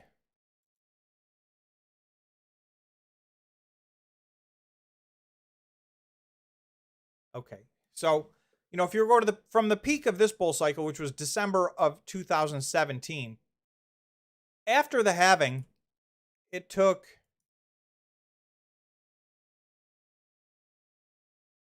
so this was 184 days to get back to the all-time, to set a new all-time high. So I'm actually feeling like it's going to be less than that. So I think we will get back to an all-time high in 2024. That would be consistent with this 184 days, right? Because the halving this time is going to be somewhere in April, it looks like. And, we'll see when we get there as to the exact moment. But from sometime in April, if it's 180 days later to our previous all-time high, that will still be in 2024. So I think there's really good reason to believe we'll take out our previous all-time high in 2024, and then, like previous cycles, then hit a new all-time high in 2025. So that's what's happened all three previous times. That does not mean that that is going to happen this time, right? Anything can happen. We don't know. So far, there's a lot of similarities. If anything, I mean, you can look at this chart, and the chart does get skewed, obviously. But you can see, I mean, this is a very strong run up ahead of this halving. Now, ahead of the last halving was in May of 2020. So obviously in, March of 2020, we had a global event. That was a one-off event. Every single market, asset, etc. tanked. So, Bitcoin had a big pullback prior to the last halving, but that seemed to more correspond on a one-to-one basis with the overall pullback in every single market globally in the world, right? The world kind of shut down for a couple of months. Things recovered quickly from the financial market standpoint, but so these couple of months are probably a little bit of an anomaly, but this is a very strong run up. I mean, we're a solid more than year into almost all green candles here on the monthly basis. So very strong coming into this halving. And that's the next poll that I would like to get to, is what do we think, what do we think the top is on this next halving? So let's take a look. I'll end this one. Let's take a look. Bitcoin's next move. So overwhelmingly, almost nobody thinks we're going to run straight to an all-time high. That was 8%. That came in last place. Equally, almost nobody thinks we're going to go all the way back and retest 38,000. So despite the fact there's a lot of voices trying to tell us we've got a big move to the downside ahead, I'm with you guys. I don't think that that's going to happen. Like I said, we can't rule it out. So, 9% of you think that, a 9% chance, that's probably fair. Inside of our range from 41 to 44,000, 24%, but the far and away winner at 59% is really a move up between 51 and 55,000. So it seems like the majority of you guys are expecting the next move to be up. So if I go back to the 1 day, right, what we're looking to do is just break out of this line, right? This is twice. This is 2 times we've hit resistance. And this is a common theme, whether it's to the upside or the downside. And, there's 2 schools of thought. The more times you hit resistance, does that mean it's so strong you're not going to get past it? Or is it inevitable? Are we bumping up against this ultimately to get through it? I do not want to bounce around here for 2 weeks. I think we've got a nice trajectory going. I think there's a good chance we could take this out over the weekend. The weekends are funny. So it's always hard to say what the price action is going to be on the weekend. A lot more happens during the week. The trading volume is significantly more during the week. The ETFs are trading during the week now, and that's a new phenomenon that's even more skewing things towards weekdays versus weekends. Remember, the ETFs aren't buying anything on Saturdays and Sundays. It's, the equity markets aren't open.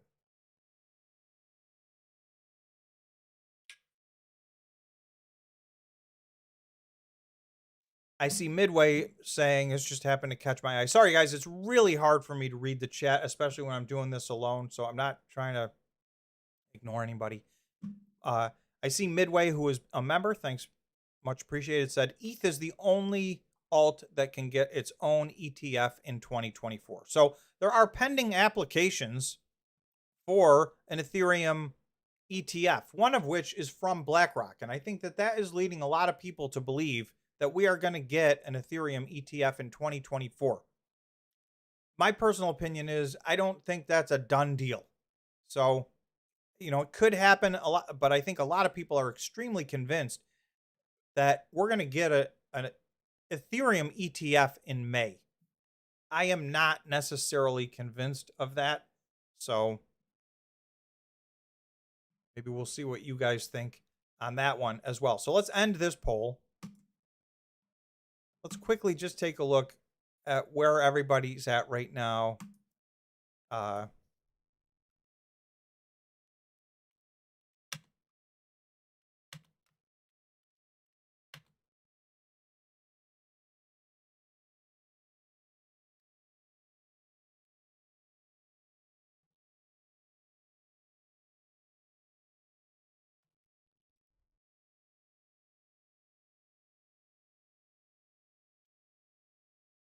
One second. This one won't take long to type.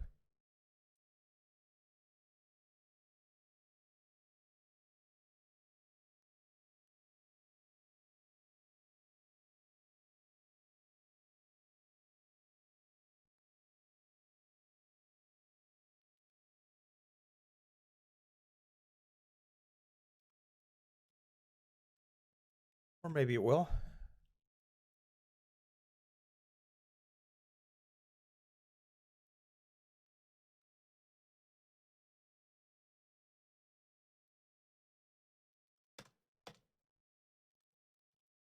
Pardon the silence. I'm just typing quickly here a new poll.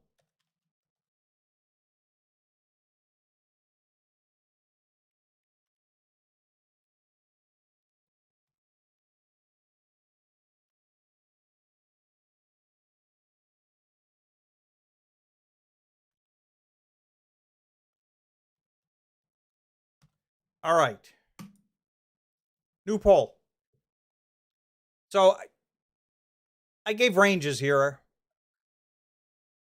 New all-time high. So this is in this bull market, somewhere in 2024, 2025. I think most people think probably 2025, but are we going to get somewhere between 70 and 125K? So 70 is just about our previous all-time high. 125 to 150. So remember, we're at around, we're at 48,000. So 150 would be about a triple from here. 150 to 200,000. 200,000 would be a little more than a quadruple, or over 200,000. In the previous cycles, from where we are right now, remember last cycle, we went up 600%. So that would be well over $200,000. And I suspect that, well, I won't bias it in any way. I'll let you guys, let's see what you guys think.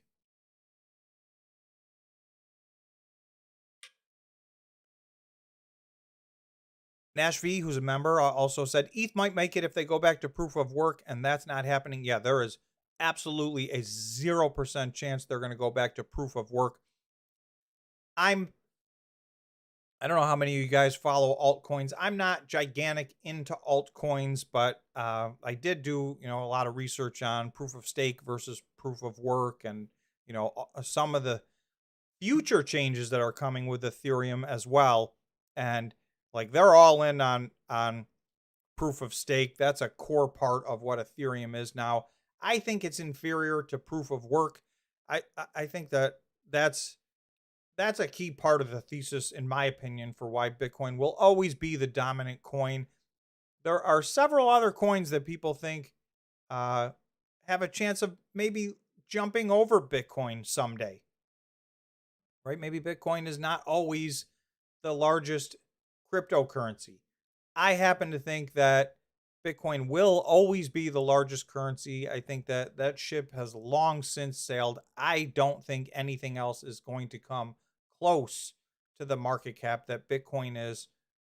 And it has such, you want to talk about first mover advantage. I mean, it's it's astronomical, and beyond that, there's a lot less uh there's a lot already. It's overcome objections from government agencies, and there are still some holdouts. Obviously, a couple of very notable holdouts. JP Morgan, Jamie Dimon specifically, is probably one of the most anti-Bitcoin people on earth. He gets almost angry even if he's asked about it. Having said that, his bank that he runs and his trading desks do not share that opinion, and they are involved in Bitcoin. So and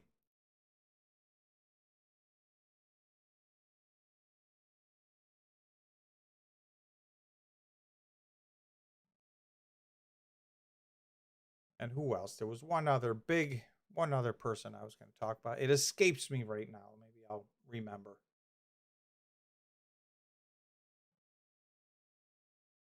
I mean, there's a lot of people that are not big on Bitcoin. Warren Buffett has no use for Bitcoin. Charlie Munger, rest in peace, had absolutely no use for Bitcoin. Of course, I guess the biggest anti-Bitcoin would, if actions speak louder than words, Vanguard, which is the second largest money manager with somewhere around $8 trillion under management, they won't even let their people buy the spot ETFs, which is something I believe is going to change sooner than later. I think they made I think that's a foolish, very short-sighted, very foolish decision on their part. It's for them, it's small money, so it's not like it's going to destroy them. I just think it's creating bad will, and I think that'll probably get undone sooner than later. That's my opinion.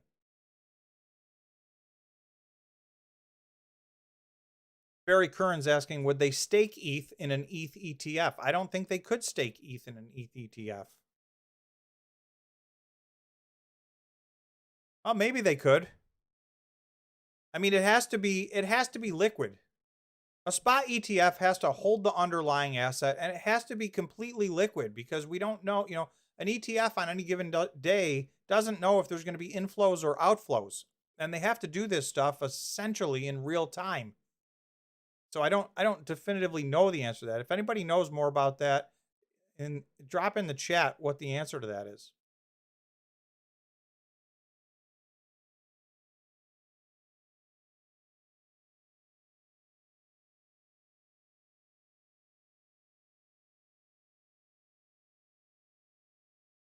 Oh, JL, Peter Schiff. Thank you. Yes. Yeah, there's a list. There's a list of haters out there. That's for sure.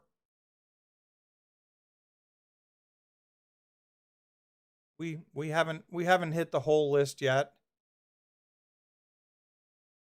But with that said, I mean, even I think it is significant that even the SEC, which is like the crypto hating agency of the universe, even they've long since given up on the argument as to whether or not, the SEC is going to regulate Bitcoin. That ship has sailed. It's considered a commodity. It's the only one that there's, agreement on at this point. And it's one of the reasons that I think they're going to be very hesitant to approve an Ethereum ETF, because their argument is going to kind of go out the window. Right now they're struggling to, and it's probably not going to happen, but they still are struggling to maybe bring Ethereum under their wing at the SEC, but I think maybe that's probably not going to end up happening. So who knows? Maybe they'll give up sooner than I think on that one.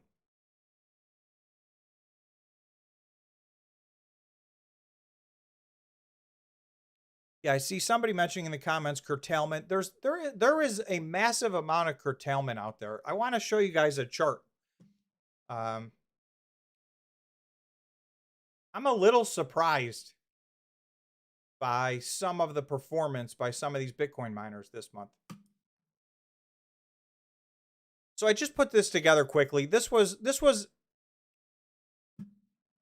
let me get to Craig. Craig's been a member for 6 months. Thank you very much, Craig. Craig said, anyone else just receive a ransom email demanding 4,208 Satoshi for George's safe return? Should I pay it? No, don't pay that. It's false. George is safe and sound. I'm surprised he didn't jump in the chat. I know right now, George is busy being a good husband and a good father, and he has gone fishing with his family. So in case anybody's wondering where George is, who's usually here with me on the Friday live streams and on the Tuesday members only live streams, that is one of the few things that I would say is certainly more important. So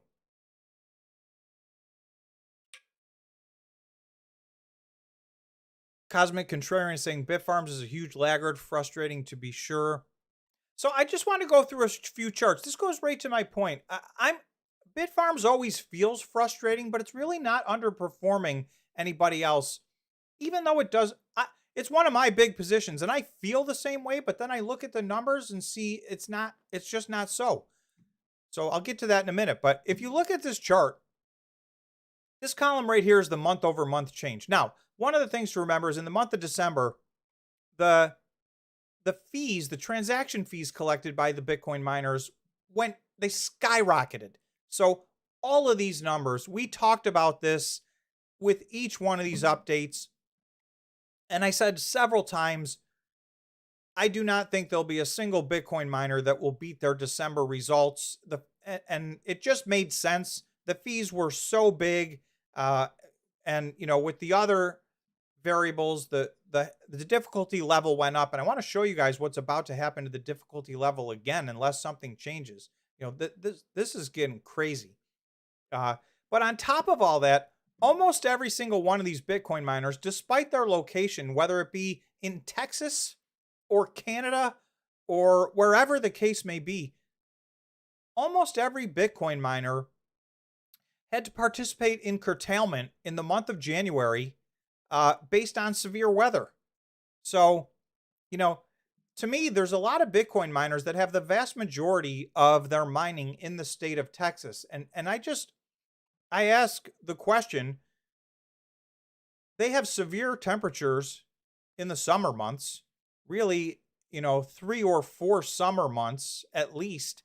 And, now they're having severe weather in the winter. That's an awful lot of curtailment. And depending on the Bitcoin miner, depends on how much they have to curtail. And, some of them don't get paid for this. The one thing with Riot is they do get paid big bucks for curtailing. Now, I know a lot of people don't necessarily care that much about that because, they want to see the Bitcoin being mined. And I understand that. And Riot's the least, as far as number of Bitcoin mined per exahash, they're the least efficient miner out of all the miners on this list.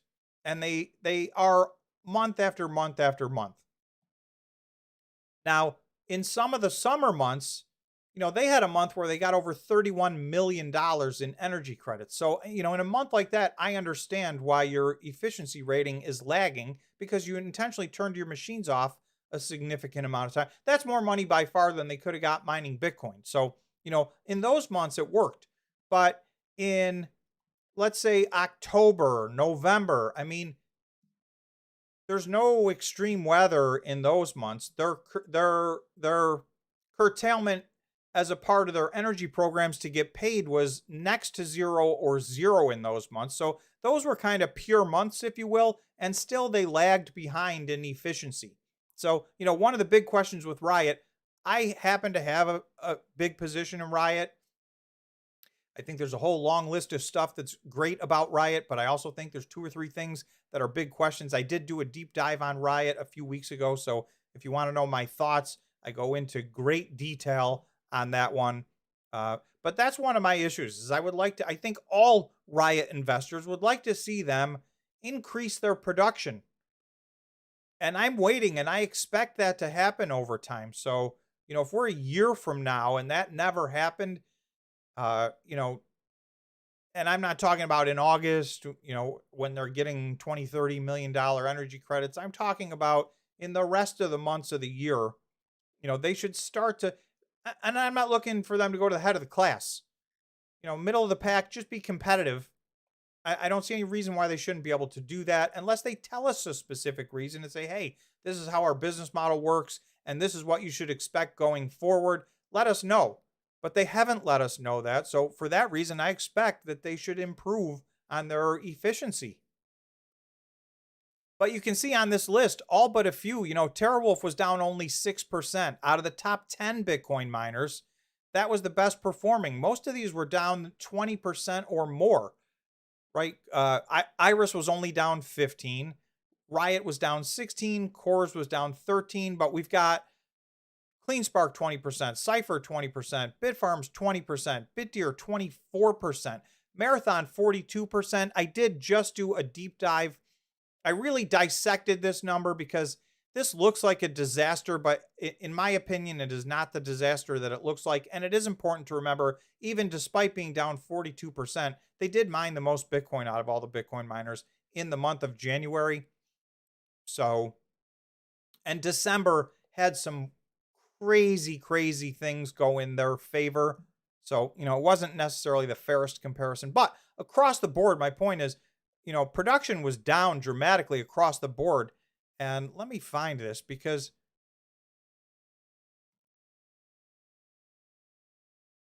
so if we take a look at this, here's the difficulty. This is the difficulty level. It's at 75 trillion for whatever, that's worth. Up 7, the last adjustment, and this adjusts basically every 2 weeks. The last adjustment was up 7.33%. So that's a big move up. We did have one move to the downside. We actually have two in the red. One was, less than 1%. But the previous one on January 20th was down 3.9%. But other than that, this was a big move up over 7%. This was almost 7%. This was 5%, 3.5%, 6.5%. And all of this leads to, in the last year, the difficulty level has more than doubled in the last 13 or 14 months. So, that effectively is identical to a halving event. So the network's doubled, difficulty level, and, now we're going to get the reward cut in half. So that's why these growth plans that these companies have, in my opinion, are so important. I am really leaning towards the companies with very solid growth plans. And yes, there's 3 that have, much bigger growth plans than the rest, but there's another 4 or 5 that have very solid growth plans, enough to keep up with the curve. I think it's important to keep up with the curve, right? Because ultimately the price of Bitcoin should catch up, and even things out theoretically if this bull market equals other bull markets. But for that period in the middle, you don't want to be venting money because, your growth didn't keep up and you're not mining enough Bitcoin. You're not generating enough gross profit to pay your overhead. So, that's why I think these growth plans. And the other thing is, any Bitcoin miner that did not buy machines, I think has made one of 2 things. Either a big tactical mistake, and I'll tell you in a second why, or I do think there's 3 or 4, quote, Bitcoin miners that are on the list that I just showed you that actually that's not going to be their business model going forward. They just haven't come out and said it yet. But I think you're going to see several of these companies veer away from Bitcoin mining and be more Bitcoin infrastructure plays and or high performance computing plays, AI, if you will, which I feel is a little buzzword esque still at this point. But you're seeing a bunch of these companies move in that direction. And I haven't seen a company come out and say yet, nope, Bitcoin's not our main thing anymore. They are all still claiming that they're Bitcoin miners first, but I suspect three companies in specific, I think, will sometime in the next year, it will be obvious, whether they say so out loud or not, it will be obvious they've abandoned the Bitcoin mining portion of the program and they've moved on to other things. So the other reason I think it's, if you do plan on staying in the Bitcoin mining space, these the S21s and the T21s and the equivalent by the other manufacturers, these are selling between $14 and $16 per terahash, and that is a spectacular price. If you compare that to what all the Bitcoin miners paid for the latest and greatest machines in the last bull market, which was really the 19s, not even the XPs. Well, and the XPs, which was the last generation of the 19s, that was the latest and greatest. Almost all of those machines they were bought at prices closer to triple or quadruple the price that they can buy these new machines at. And these new machines blow the doors off of those old machines. Those machines are not quite, but going to be close to obsolete. Not the XPs. The XPs are still a very efficient machine, even though the 21s are much more efficient. The XPs are more than efficient enough to run, even through the halving and beyond.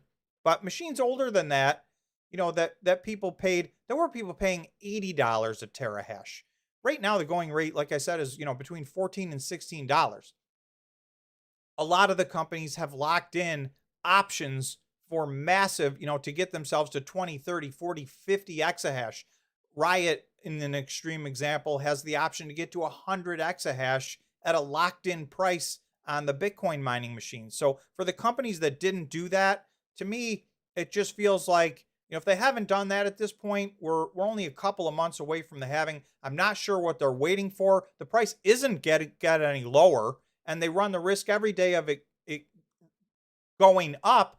In addition to that, hundreds of thousands of these machines have been ordered just by the publicly traded Bitcoin miners. So, you're at this point, the next order's last in line, right? And we're going to see what these manufacturers' ability are to manufacture and deliver these in a timely manner. So I'd rather be first in line than last in line, right? Because we know most of this stuff, try as you may, the best laid plans, it's very hard to get these things delivered, installed, energized, and exahashing in the time frame that you think you're going to do it. So if you haven't even placed an order yet, I feel like you've missed you're in the middle of missing or have missed the window. So to me, I'm looking at a lot of the Bitcoin miners that way. If they haven't made any moves, then I'll just say at a bare minimum, I have a gigantic question mark as to what they're doing or what they're waiting for. All right, Bitcoin's new high for the 2024-2025 bull market cycle. So very modest expectations, I would say. In first place with just under 40%, 39%, 70,000 to 125,000. So in second place at 28%, 125,000 to 150,000. So just under, just under 70% of you think that, we're going to be less than 150,000. 150,000 to 200,000, 19%, over 200,000, 14%. So I think those are pretty conservative numbers. I think they probably reflect the overall market, right? Expectation is, that each one of these halvings, we've had less of a run than in the previous halvings. I will tell you, I'm in the 150,000 to 200,000 camp. So I'm a little bit, I guess you would say, I'm a little bit more optimistic than the average based on this our small little sampling here. But we did get 157 votes. And we, to everybody's credit that watches this channel, you this is the group that is probably the most tuned into, Bitcoin, and certainly the Bitcoin miners by far, but Bitcoin as well. This group is very tuned in. Sour Melon Gaming, I'm going to read what you said, and I 100% agree. Sour Melon Gaming said, Hut missed it and Jamie bailed. I think that is what happened. I'm not going to spend a lot of time talking about Hut 8. I think everybody's exhausted with that. David said Hut 8 is finished as a Bitcoin miner. If you listened to what the new CEO had to say, it became very clear to me that they will not be a Bitcoin miner a year from now. So, he stopped just short of saying the words, in my opinion. But in when they talked about their plan and what they're doing, so, good luck to them. But I think, in my opinion, Jamie left. A lot of people, they're never going to tell you, and this is how executives leave. There's not a, hey, you got fired, or I quit, this company stinks. Everybody had kind words to say to each other, and and that's important. Remember, these people got to go get the next job as a CEO or whatever the case may be. And so, they're not going to burn the place they just left, and vice versa. These companies need to recruit good talent, so they don't want to trash people on the way out the door. So there was all the niceties. And at the end of the day, we'll never know. But it's my feeling that, once this all got together, Jamie was not on the same page as them, and she left. So, I have absolutely no inside information on that at all. That is just my sense of what happened. And I'm seeing some people say the same thing in the comments. So I guess we'll probably never know for sure. Sour Melon Gaming said, Hut's new CEO will drive them to or close to be like he did at US BTC. So, yeah, I mean, the US BTC financially was in a little bit of a tough spot when they did this merger of equals. Having said that, I did think they were a good match, but obviously that all went a very different way than I expected it to go. So, like I said, good luck to them, but that's not one that I'm invested in. I feel like the next thing we're going to find out is that they've moved on from Bitcoin mining. Just my opinion. Crypto Fever said, Riot has great potential, many good things going for Riot. Just need to improve uptime.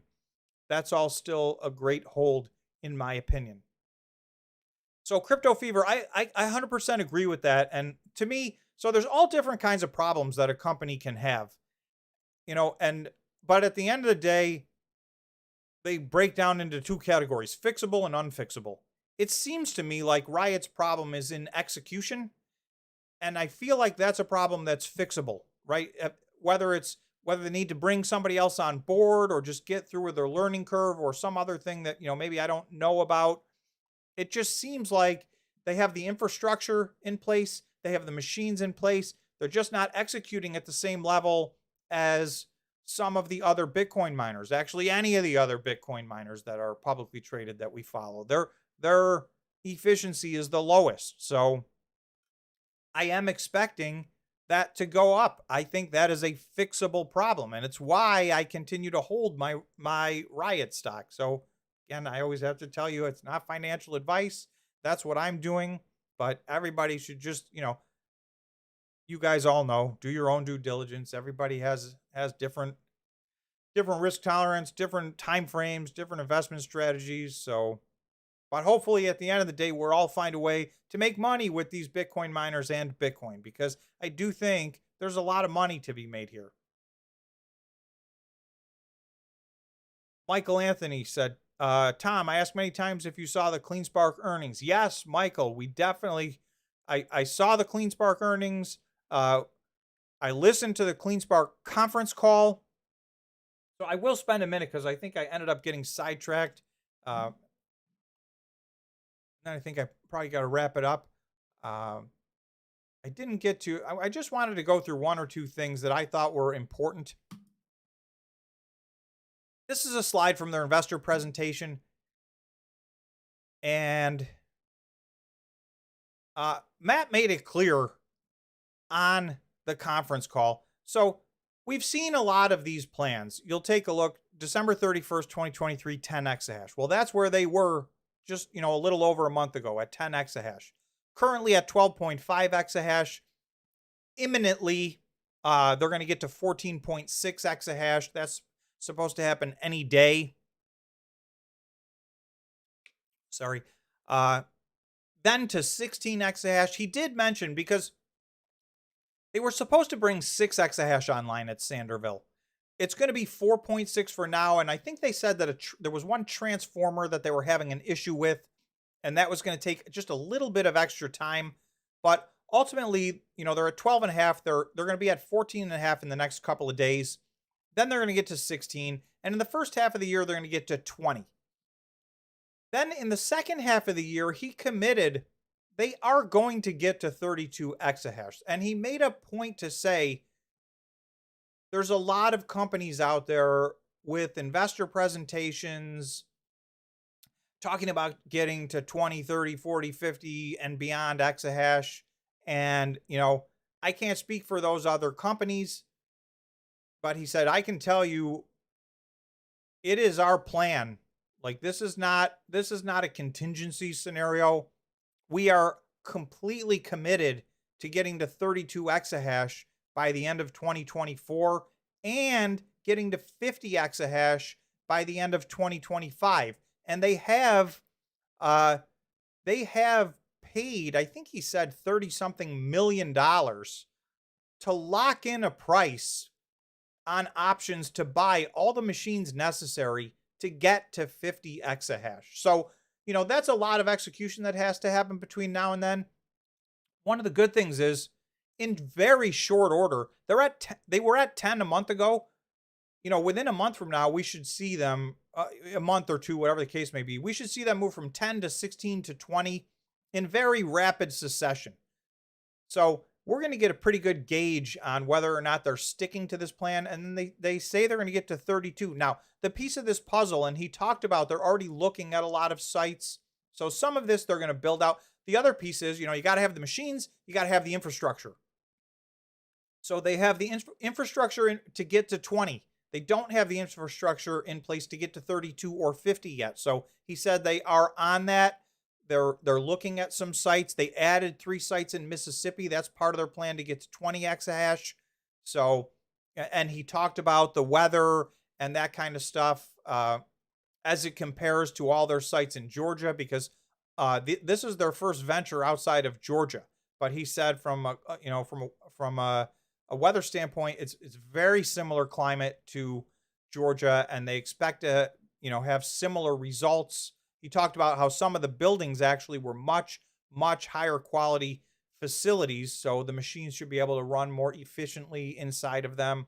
He talked a lot about testing the limits of the machines on both sides, overclocking, underclocking, and they've so far they've been very satisfied with the new machines. So one of my biggest takeaways from this conference call was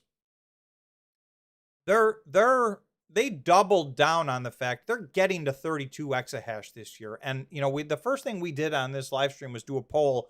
Is there a shot that CleanSpark could have a month where they mine more Bitcoin than Marathon? And more than 50% of the people said yes. And I think this is the reason why.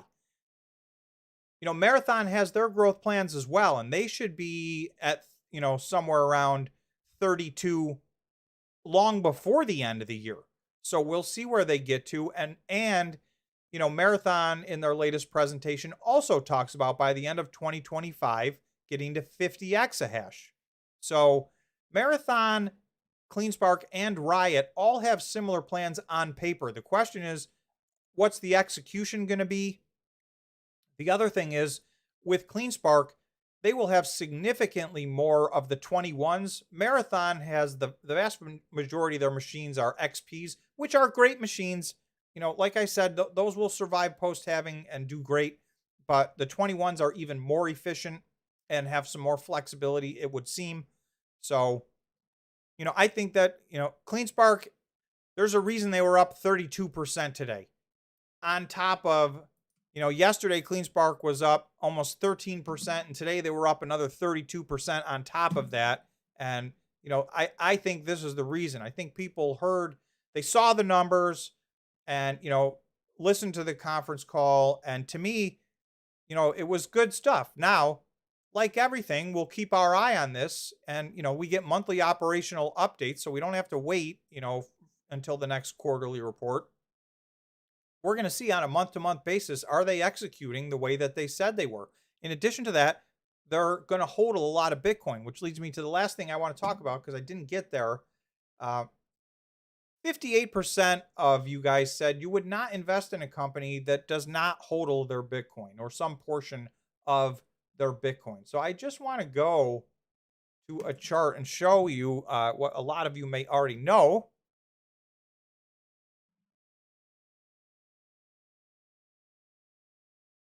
This is as of December 31st, and there's a couple of companies that are making a little bit of a drive here. But if you take a look at this, right, Marathon was over 15,000. Hut was over 9,000. They do have all this on the balance sheet, but like I said, I'm not sure from a Bitcoin, as far as their future mining goes, I'm just not sure what direction they're going in. But they have the second most Bitcoin on their balance sheet. Riot has over 7,000. CleanSpark is now, as of December 31st, they had 3,000. As of the conference call yesterday, they had 3,700. So I think they're going to have somewhere between 5,000 and 6,000 on their balance sheet by the halving. That's my opinion. They've committed to adding to this hodl position as much as they can prior to the halving. And Hive has now gotten close to 2,000. But really, you know, if CleanSpark gets up to 5,000 or 6,000, you're going to have 4 companies that have any significant amount of hodl. You're going to have Hive that has a little bit, Bitfarms and Cypher. Cypher is actually up to 1,000 now. So these guys have a little bit, but this is a very short list. I mean, this falls off a cliff fast. So, you know, if hodling is a core requirement or one of your more important things as an investor, I mean, this is the list. And that's it.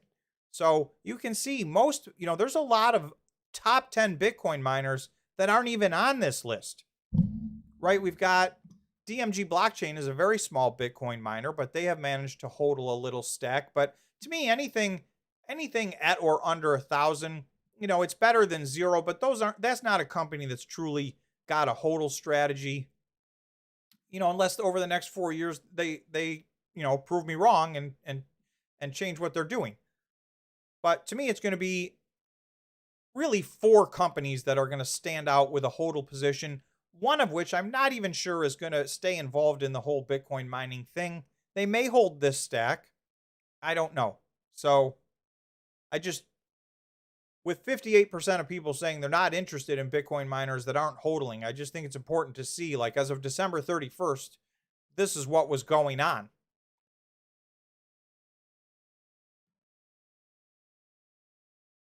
All right, so I'm going to wrap it up.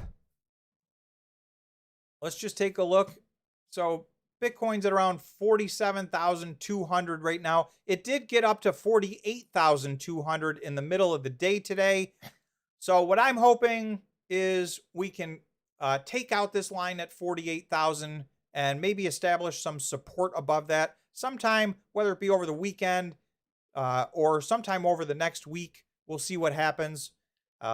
Congratulations to everybody. Hopefully all you guys, you know, your portfolio is looking a lot better today than it was 2 or 3 days ago. The Bitcoin miners and Bitcoin had a fantastic little run. Let's hope it picks up again on Monday. So everybody, please have a great weekend. And thank you again so much for watching, for smashing the like button. If you haven't smashed the like button, do me a favor and if you would be so kind. If you have not yet subscribed to the channel, we're getting close to 20,000 subscribers, so consider subscribing. And most of all, everybody, please have a fantastic weekend. For the members, I will see you in the members only live stream on Tuesday. Thank you.